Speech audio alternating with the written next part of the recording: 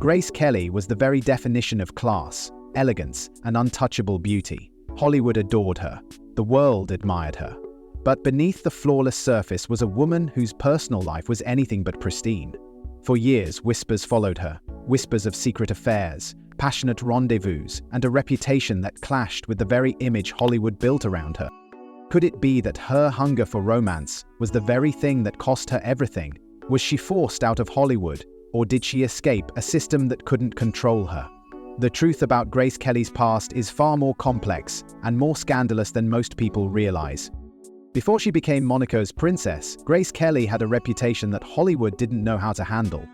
Grace Kelly was born into a world of privilege, but her life was anything but ordinary. Raised in a strict Catholic household in Philadelphia, she was the daughter of a self-made millionaire, John B. Kelly, a man who had built his fortune in construction and demanded nothing short of perfection from his children.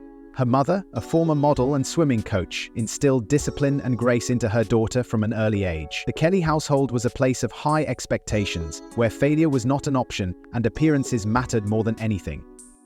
But Grace had no interest in following the carefully mapped-out life her parents envisioned for her. She was drawn to the arts, fascinated by the stage, and determined to carve her path. Against her father's wishes, she set her sights on acting, moving to New York City to study at the prestigious American Academy of Dramatic Arts. Her arrival in the city was a stark contrast to her sheltered upbringing. She was no longer the wealthy girl from Philadelphia. She was another struggling actress trying to make a name for herself. To support herself, she took on modeling jobs, her delicate beauty and refined features making her a favorite among photographers. But behind the camera, she was constantly reminded that she didn't quite fit the Hollywood mold. She was told her voice was too soft, her presence too distant.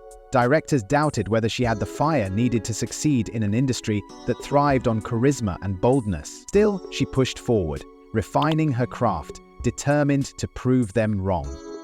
Her big break came in 1952, when she was cast in High Noon opposite screen legend Gary Cooper.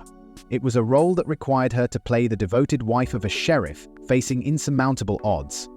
Though her performance was not the centerpiece of the film, critics took notice of her natural presence. She had an ethereal quality, an air of grace and sophistication that separated her from the other actresses of her time. But what Hollywood loved even more than her talent was the image she presented to the world. She was quickly labeled the Ice Queen, a woman of unshakable poise and elegance, untouchable and refined. Unlike other rising starlets who built their careers on sultry performances and raw sensuality, Grace's appeal was different. She was a fantasy, the embodiment of aristocratic beauty, someone who seemed above Hollywood's usual scandals. Studio executives saw her as the perfect actress to market to audiences who craved sophistication. But this image of purity and restraint was not entirely her own. It was a carefully curated facade, a role just like any other she played on screen. The industry wanted a princess before she ever became one, and she gave them exactly what they wanted. But Hollywood's fascination with her was based on illusion, and the reality of Grace Kelly was far more complex. Her sudden rise to fame may have seemed effortless, but beneath the surface, she was battling an identity carefully constructed by forces beyond her control. She was adored for her unattainability, for the idea that she was above temptation. But the truth was, Grace Kelly was far from untouchable. She was a woman who lived by her own rules, no matter how much Hollywood tried to shape her into something else. But behind the camera, Grace had a much more complex personal life that didn't fit the Ice Queen persona. Hollywood loved the illusion of Grace Kelly.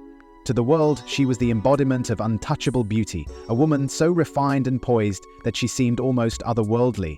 The industry painted her as a delicate masterpiece, a vision of purity and restraint. But behind the carefully crafted image, Grace was living a life that starkly contradicted the fantasy sold to the public. Her first Hollywood affair came quickly, and it was with one of the most powerful men in the industry, Gary Cooper. He was 30 years older, a seasoned star with a rugged charm that had made him a legend. He was also very much married, but that didn't stop Grace. On the set of High Noon, the chemistry between them was undeniable. The whispers began almost immediately, crew members and insiders catching stolen moments between the two when the cameras weren't rolling. Cooper, a man known for his long list of conquests, was taken aback by Grace. She wasn't the cold, distant woman the public imagined. In private, she was something else entirely. He famously described her as cold on the outside, but fiery once her guard was down. It was a statement that fueled the intrigue around her, contradicting everything people believed about the elegant actress. The press adored the idea of an untouchable beauty, but those who worked with her knew otherwise.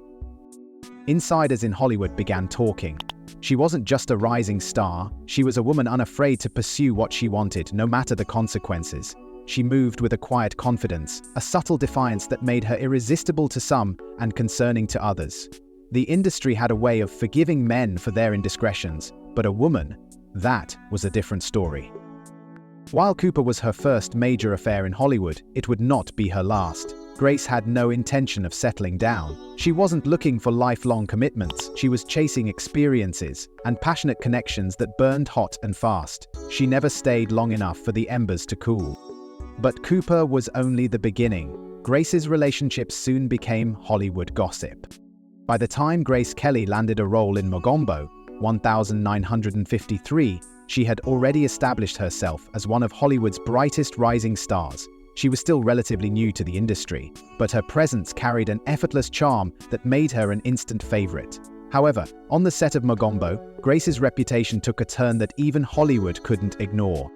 Starring opposite Clark Gable, one of the most revered leading men of the era, Grace found herself drawn to his undeniable magnetism. Gable was rugged, powerful, and carried the kind of old-school Hollywood dominance that made women fall at his feet.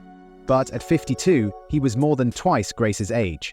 That didn't seem to matter to her, as filming took place in the heart of the African wilderness, far removed from the scrutiny of the press. Their chemistry ignited.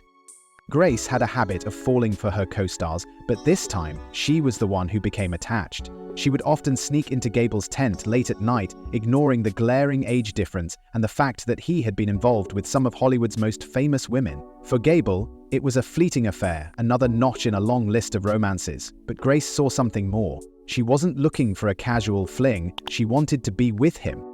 Yet, Gable began to pull away. He had been charmed by her beauty and presence, but he wasn't looking for complications. He had spent his life avoiding attachments, and Grace's growing affection became too much for him. By the time filming wrapped, he had distanced himself, and Grace was left with another lesson in Hollywood's unforgiving nature. She moved on, but the whispers about her inability to separate love from fantasy followed her. Then came Ray Milland, a man who was not only famous, but also married. Their affair could not be easily brushed aside. Unlike Gable, who kept his distance once filming ended, Milland was captivated by Grace. His marriage of over 20 years was in jeopardy as he entertained the idea of leaving his wife for the young starlet. Hollywood insiders saw this as reckless. Milland was no ordinary actor, he had influence, and his involvement with Grace created tension behind the scenes. When his wife discovered the affair, she immediately took action, throwing him out of their home. It was the kind of scandal that could break careers, and the industry took notice. While Milland ultimately chose to mend his marriage, the damage had already been done. Grace Kelly was no longer just a rising actress. She was a woman whose relationships threatened stability in Hollywood's carefully curated world. Despite the growing whispers, Grace's career was still thriving, until things took a more scandalous turn. Grace Kelly's career had reached its peak by 1954. She had charmed Hollywood with her refined beauty, her captivating performances, and an air of untouchable elegance. But beneath the surface, her personal life was becoming increasingly difficult to control. That year, she took on a role unlike any she had played before, a struggling wife in The Country Girl. The performance was a revelation. Stripped of her usual grace and glamour, Grace delivered a raw, emotionally charged portrayal that stunned audiences. It was a transformation no one saw coming, and it earned her an Academy Award for Best Actress. But while the world celebrated her talent, another story was brewing behind the scenes. One that Hollywood insiders whispered about for years to come. Bing Crosby, her co-star in The Country Girl, had been infatuated with her from the moment they met. He was nearly 30 years older and had built a reputation as one of the industry's most influential figures. To him, Grace wasn't just another leading lady, she was perfection. He pursued her relentlessly, hoping their on-screen chemistry would translate into something deeper. Grace entertained his affection, but as with most of her relationships, her heart remained restless. Then came Oscar night. It was supposed to be the crowning moment of her career, the night she solidified herself as one of Hollywood's greats. But when Bing Crosby walked into her hotel room after the ceremony, expecting to celebrate with her, he was met with a sight that would leave him speechless. There, in Grace's bed, was Marlon Brando, the same Marlon Brando who had just won his own Academy Award that night for On the Waterfront. The moment was one of Hollywood's most scandalous whispers. Crosby, humiliated, left immediately. It wasn't just the affair that shocked people, it was what it represented. Grace Kelly, the woman Hollywood had so carefully molded into an untouchable goddess, was proving to be anything but. She had built a pattern of intense, passionate connections with some of the industry's most powerful men, and now it was becoming impossible to ignore. The moment sent waves through Hollywood's elite. Some saw it as nothing more than a woman embracing her desires, no different from the men who had done the same for decades. But others viewed it as a turning point, a moment when Grace Kelly's image began to unravel. The studio executives who had spent years cultivating her pristine reputation grew uneasy. Hollywood thrived on illusion, and Grace was becoming harder to control. The mounting scandals began taking a toll, but Grace wasn't done making headlines yet. Hollywood had long thrived on scandal, but only when it served the right people. For men, affairs and reckless behavior only added to their mystique, turning them into legends both on and off the screen. But for women, the rules were different. Grace Kelly was discovering this firsthand. She had been introduced to the world as the perfect woman, refined, elegant, and pure. The industry shaped her into an untouchable goddess, a vision of sophistication that stood above Hollywood's usual temptations. But the reality was far more complicated. Her love affairs were no longer just whispered rumors. They were beginning to overshadow her work. And, for a woman in Hollywood, that was dangerous.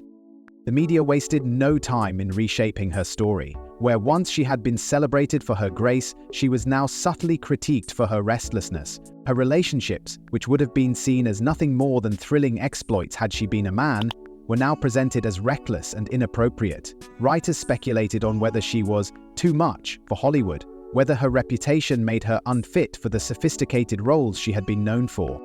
It wasn't just the press that was turning against her. Studios began hesitating as well. Grace Kelly was still one of the most bankable stars in Hollywood, but her personal life was starting to create problems. Executives who once saw her as the perfect embodiment of aristocratic charm now feared she was becoming a liability. The idea of an actress with a controversial reputation was not something they were willing to gamble on, especially when other starlets, free from scandal, were waiting in the wings. Directors, too, began having second thoughts. Alfred Hitchcock, who had molded her into his ideal leading lady in Dial M for Murder and Rear Window, had been captivated by her ability to balance sensuality with restraint, but even he could sense the shift. The very thing that had made her fascinating was now working against her. Grace Kelly, the untouchable beauty, was no longer quite so untouchable. Her final film, High Society, 1956, was proof of that shift. It was a movie about a glamorous socialite torn between men, a storyline that now mirrored the way Hollywood saw her. The audience still adored her, but the industry's patience was wearing thin. She was slipping from the pedestal they had placed her on, and Hollywood had never been kind to women who defied the image created for them. The solution to her troubles? A real-life fairy tale that took her far away from Hollywood. Grace Kelly's life had always seemed like a carefully written script, but this time, the story was real. In 1955, while attending the Cannes Film Festival, she was introduced to Prince Rainier III of Monaco. Their meeting was arranged, a calculated moment designed to bring together two of the most famous figures of their time.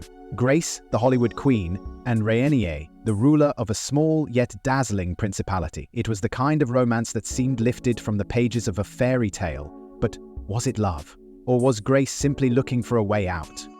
By then, her career had reached an uneasy crossroads. The scandals surrounding her relationships had begun to cast a shadow over her once immaculate image. Hollywood, which had once embraced her as the epitome of class and sophistication, now saw her as a woman who had indulged in too many affairs, too many whispered encounters with the industry's most powerful men.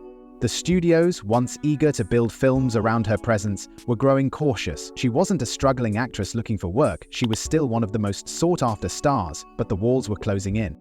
Marriage to Prince Rainier offered her something no Hollywood contract could: reinvention. In Monaco, she wouldn't be just another actress navigating the treacherous politics of the film industry. She would be a real-life princess.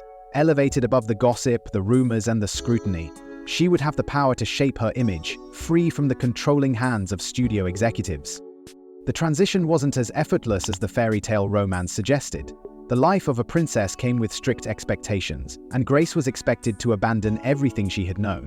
Her career, which had defined her for years, would come to an abrupt end. The idea of a princess starring in films was out of the question. The woman who had once been Hollywood's leading lady was now expected to become a figurehead, a symbol of grace and duty, rather than an artist in her own right. Her final film, High Society, 1956, was a bittersweet farewell. It was a role that mirrored her reality, a woman caught between two worlds, between love and responsibility, between independence and expectation. On screen, she played a socialite navigating the affections of multiple men. Off-screen, she was preparing to walk away from Hollywood forever. The world celebrated her wedding to Rainier in 1956, an event broadcast to millions, solidifying her transformation from actress to royalty. But behind the lavish ceremony and the grand spectacle, the question remained, was this the life she had truly wanted? Or had Grace Kelly simply found a way to escape a Hollywood that had begun to turn against her? Once she became a princess, her life changed forever, but was she truly happy? Decades after her untimely passing, Grace Kelly remains one of the most captivating figures in Hollywood history. Time has softened the scandals that once threatened to define her, and what remains is an image of elegance, grace, and quiet strength. But beneath the polished legacy, the question still lingers. Was she unfairly judged for her personal life, while her male co-stars were celebrated for theirs? Hollywood has always had a double standard. The men she was involved with, Clark Gable, Gary Cooper, and Marlon Brando, were never shamed for their affairs. Instead, they were seen as charming rogues, their indiscretions only adding to their appeal. But for Grace, the narrative was different. Her relationships were used to question her character, her professionalism, and even her worth as an actress. She wasn't allowed to be a woman who lived on her terms. She had to be either an untouchable goddess or a reckless socialite. The truth, of course, was far more complex. Yet Grace Kelly was more than the whispers of her past. After leaving Hollywood, she embraced a new role, one that extended far beyond the screen. As the Princess of Monaco, she dedicated herself to philanthropy, championing the arts, supporting children's charities, and becoming a true humanitarian. She may have left Hollywood, but she never stopped being a figure of inspiration. Still, history continues to debate the circumstances of her departure. Did Hollywood push her out, quietly closing its doors as her personal life overshadowed her career? Or did Grace, always in control of her destiny, leave on her terms, choosing royalty over an industry that had started to turn against her? The truth may never be fully known, but one thing is undeniable. She didn't just fade away. She transformed. Grace Kelly's story is one of glamour, scandal, and reinvention. The truth about whether her relationships ruined her career may never be fully known, but one thing is certain: she remains an unforgettable icon.